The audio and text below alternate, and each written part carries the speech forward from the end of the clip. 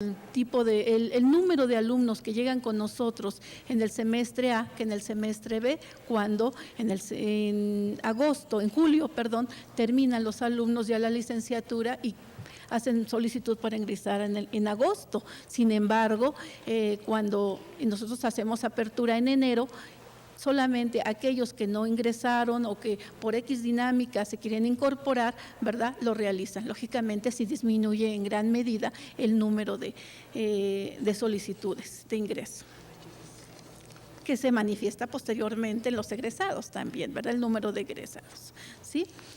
En el siguiente cuadro, que ya no nos alcanzó aquí, pero que lo van ustedes a apreciar, por favor, encontramos los comparativos. Los comparativos, por ejemplo, que nosotros hicimos de estos aspectos potenciales y reales que estábamos comentando. ¿Por qué son importantes, por ejemplo, estos cuadros que se los compartimos? Son importantes por lo siguiente: el tener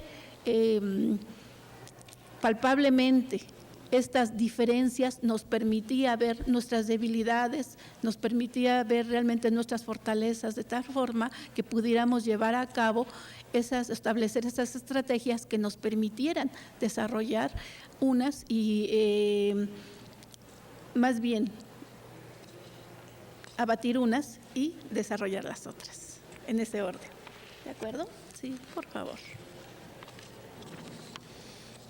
Como ustedes pueden observar, son cuadros un poco grandes y muy detallados. O sea, hicimos un detalle de todos los elementos. Estos son nada más algunos de ellos, ¿sí?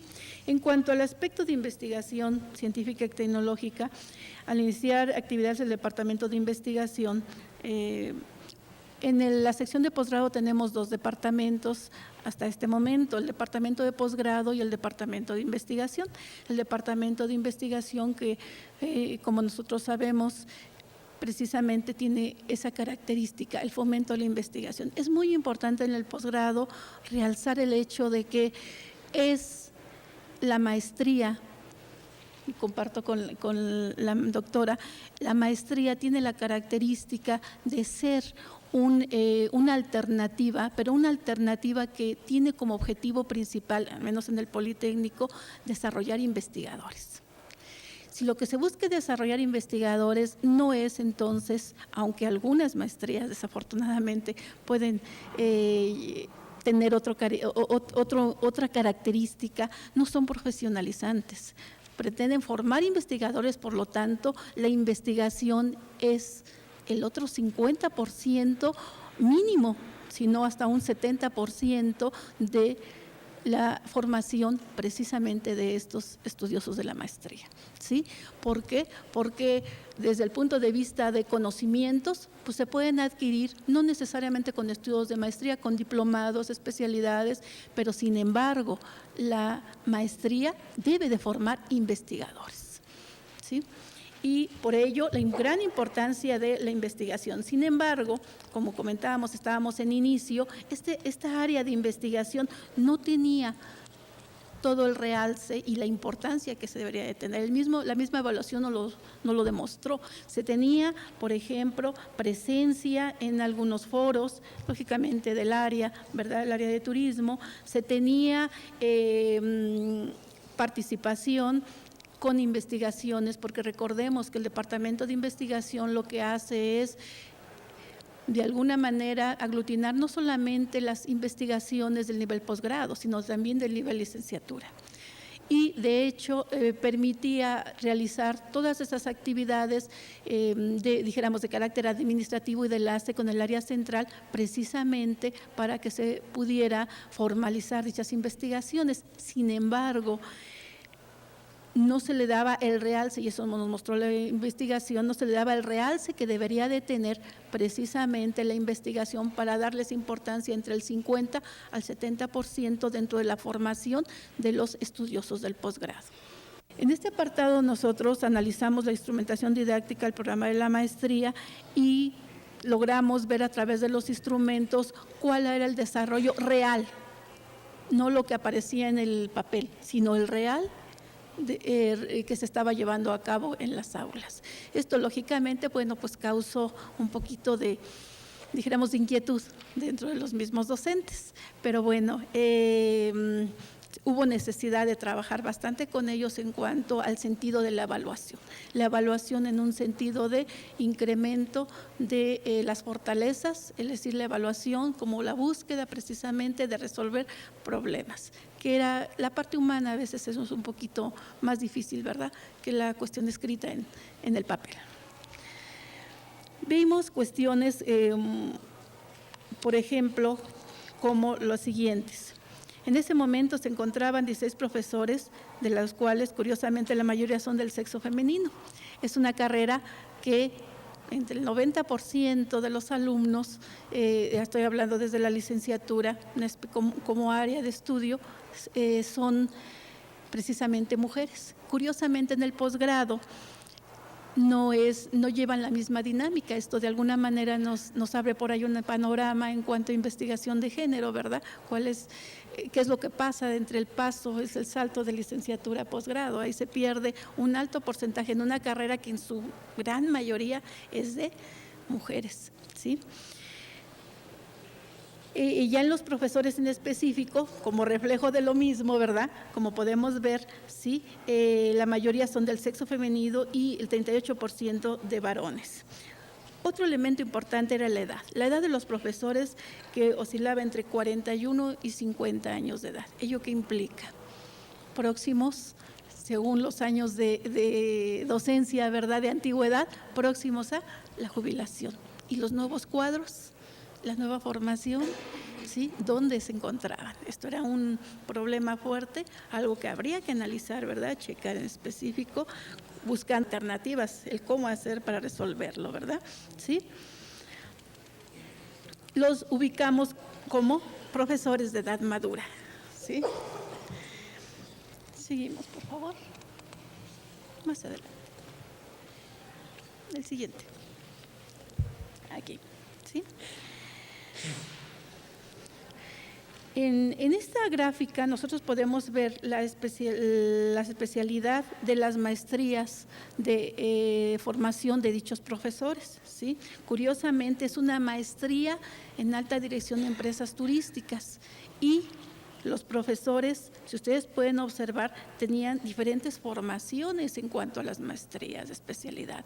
Muy bueno en el sentido profesionalizante, muy bien, pero también se requería aterrizar en concreto en los aspectos de una formación práctica, dijéramos, con los alumnos. Y esa, desafortunadamente, sin una buena articulación de dichos docentes involucrados en un trabajo de equipo que permitieran aterrizar con cuestiones prácticas con los alumnos, no se podría alcanzar y nos estaríamos yendo más al aspecto profesionalizante y no tanto la formación de maestros en ciencias. Entonces, no estaríamos cumpliendo con la meta del currículo, ¿sí? Un aspecto importante son los profesores con estudios de doctorado, ¿sí?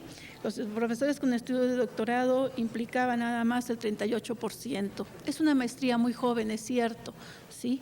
Pero estamos hablando de estudios de doctorado. En ese momento no teníamos profesores con estudios de doctorado, es decir, profesores ya con el grado de doctores, sino con estudios de doctorado, que no es lo mismo. Definitivamente, sobre todo en cuanto a la estructura, ¿sí?, y a la reglamentación del posgrado, nosotros lo sabemos.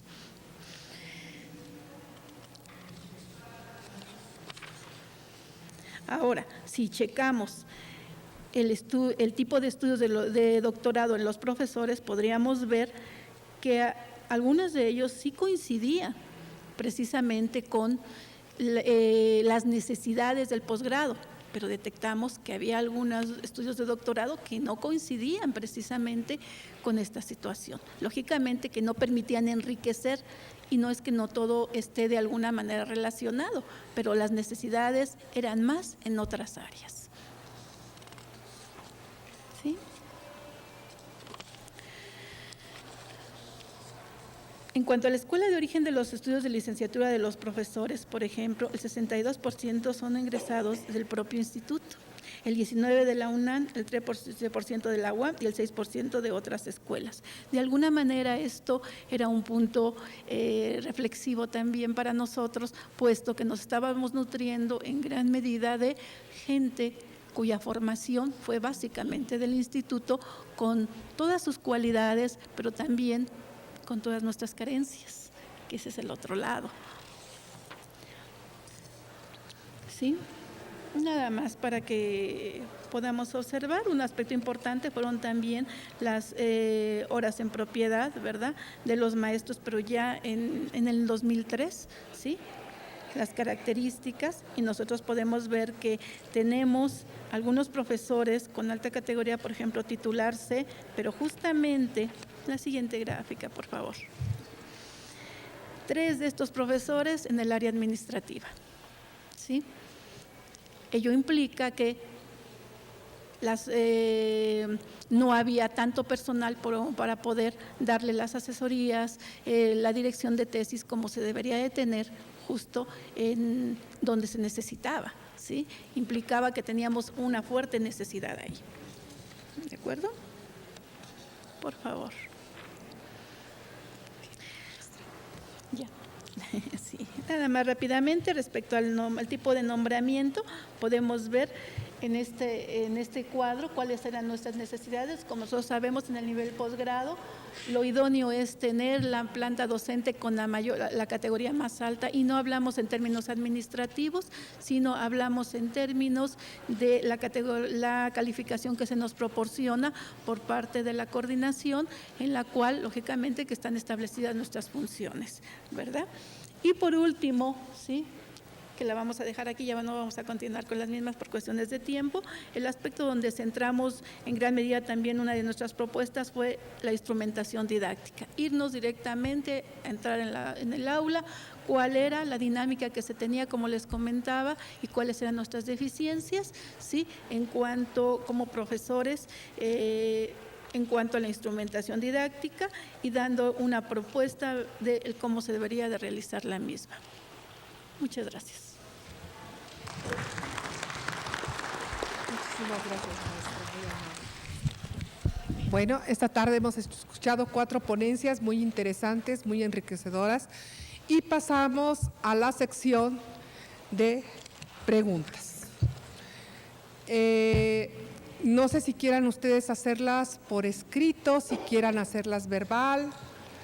Se admiten sugerencias. Nada más hay de 2, o escritas o verbales.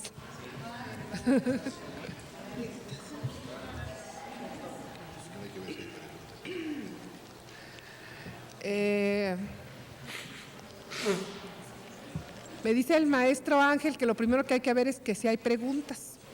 Entonces podemos abrir una nueva modalidad que son participaciones. Creo que en esta tarde hemos tocado temas muy interesantes. Abrimos con la ponencia del maestro en cuanto a al currículum de las matemáticas. Todos sabemos que esta es una materia esencial por el tipo de habilidades que nos representa en la formación de nuestros estudiantes y en la formación de habilidades y conocimientos para cada una de las áreas que tenemos durante toda la vida, ¿sí?, y que es esencial. Luego, creo que hemos coincidido en dos de las ponencias en algo que es muy importante. El currículum, y como decía la doctora, no debe de tener aspectos inmediatos de un presente, sino tiene que tener un enfoque prospectivo. Y siempre nos perdemos en el aquí y en el ahora, y bueno, el mañana ya que lo resuelva a quien le toque. Cuando los currículos deben ser prospectivos. Otra de las cosas que se presenta en esta mesa es acerca del cuestionamiento de la pertinencia de nuestros programas de estudio en el Instituto Politécnico Nacional. Estamos hablando de 2 áreas muy grandes, hablaron las maestras, perdón, la doctora y la maestra, acerca de 2 áreas muy importantes en cuanto no solamente la pertinencia, sino acerca de la polivalencia que tienen nuestros conocimientos en el área de trabajo. Nosotros estamos acostumbrados, como mencionaba el maestro, no solamente en el área de matemáticas, a tener conocimientos disciplinarios, sino estamos acostumbrados a que todos son conocimientos disciplinarios y mis conocimientos valen para esta materia y para este profesor, y para los demás ya no valen. Entonces, cada maestro, cada área, cada persona nos da sus versiones, sus definiciones y son válidas, pero no tenemos la polivalencia en los conocimientos. Tenemos también otra de las cosas que se han tratado, que creo que es muy importante y que valdría la pena abrirle discusión sobre esto, es acerca de documentar, sistematizar y analizar todo lo que se ha venido haciendo en materia de investigación y de trabajos dentro del Instituto Politécnico Nacional. De esta manera personal, siempre he dicho que el instituto tiene muchísimo trabajo en escuelas, en área central, en todos lados, porque cada que llega alguien, se hacen cosas. Pero cada quien las guarda en su escritorio y que nadie las vea porque me roban mis ideas. Entonces tenemos una paranoia de robo de ideas profesionales que es increíble. Cuando otras instituciones, como escuchábamos en la ponencia magistral de la mañana, otras instituciones lo que hacen es documentarlo, sistematizarlo, escribirlo y darlo a conocer. Mientras nosotros lo guardamos en un cajón para ver quién redescubre lo que yo dije para decir, mira, ahora sí estamos coincidiendo tú y yo. Y entonces no generamos, no innovamos, siendo que tenemos muchísimo trabajo, pero no hemos logrado sistematizarlo, no hemos logrado documentarlo. Me pareció a mí muy importante, estoy haciendo un pequeño resumen para que abramos la discusión, por favor, porque esto es algo que es una polémica muy grande. La maestra nos presentó algo que para mí, yo en lo que he estado trabajando, que es evaluación curricular. Nosotros cambiamos, hacemos, como decía la doctora, muchas cosas, pero nunca evaluamos qué es lo que tenemos. Y partimos de que todo está mal, partimos de que vamos siempre a descubrir el hilo negro y nunca lo terminamos de descubrir, lo cambiamos y siempre siguen siendo nuestros mismos planes de estudio.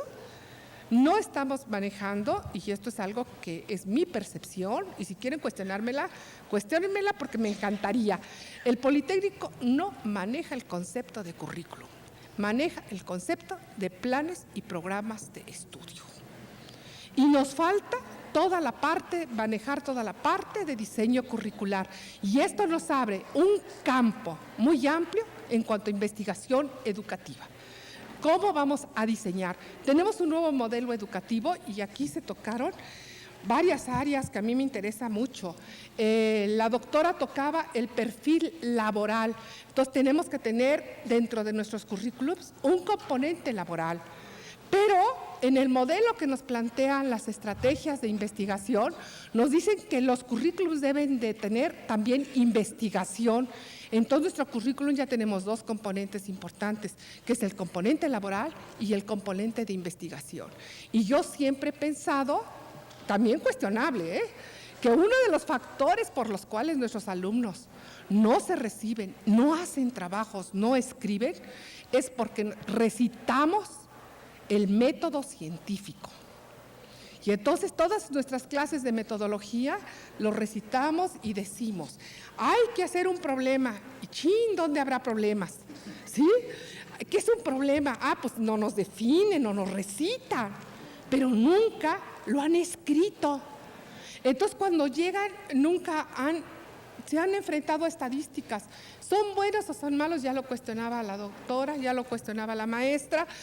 Los métodos cuantitativos y cualitativos, yo siento que son complementarios, cada quien es útil y lo único que hemos hecho para cambiar de un esquema a otro es que la parte cuantitativa resulta insuficiente para poder explicar, no es que sea mala, no es que ya no esté de moda, sino que resulta insuficiente para nosotros poder explicarnos y poder comprender muchos de los fenómenos que con el avance de la ciencia y la tecnología han venido surgiendo. Y con este avance de la ciencia y la tecnología, entonces damos pie a lo que el maestro Ángel nos faltaba, como cómo enfrentarnos a estas nuevas tecnologías. Las modalidades, y entonces él nos pone una de las alternativas para poder enfrentar estas modalidades, y que es la parte semipresencial y el uso de multimedias. Y uno de los grandes cuestionamientos en donde versó su ponencia es cuáles son las metodologías y estrategias de aprendizaje, cómo tiene que ser la intervención educativa dentro de este contexto. ¿Y por qué? Porque estábamos acostumbrados, como dice la maestra, muchos trabajamos en sistemas abiertos y era preguntas y respuestas, pero era el mismo programa, la misma forma, los mismos exámenes, inclusive en sistemas abiertos, que el escolarizado. Nada más que ahora tú no vienes, tú te lo aprendes, tú lo recitas y tú lo respondes. Entonces, la confusión que existe en que el aprendizaje ya no tiene que estar centrado ya no tiene que estar centrado en el profesor, sino en el alumno. Esto nos da un margen de investigación muy amplia porque nos ha cambiado el paradigma educativo. No quiere decir que nos cambien nuestras formas, sino es el paradigma. ¿Y qué comprende un paradigma? Pues tenemos que analizar, tenemos que ver, tenemos que redescubrir todas las leyes, todas las teorías, todos los modelos que hay detrás de esto, cuando hablamos de paradigmas, que existen para poderlo hacer funcionar.